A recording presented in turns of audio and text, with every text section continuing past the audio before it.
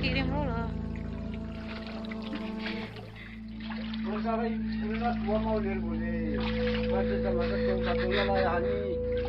Pasti kan sementara nih.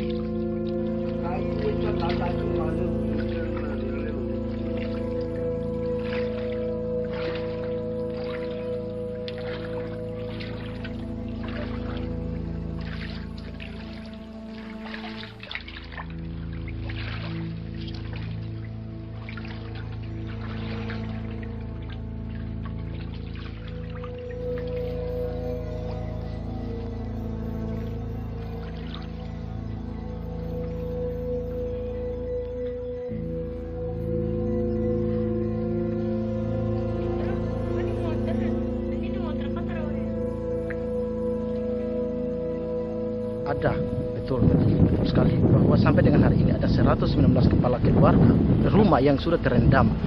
Terus ada 114 Kepala keluarga yang turut mengungsi. Berapa jiwa itu? Itu ada 716 jiwa. Nah, tanggapan soal ini bahwa pemerintah harus secepatnya mengambil langkah yang diambil harus dalam dua bentuk: langkah darurat dalam waktu 1 atau 2 hari ini, dan jangka panjangnya itu adalah harus secepatnya mengeksekusi program sehingga dampak yang hari ini masyarakat rasakan itu tidak boleh lagi terulang.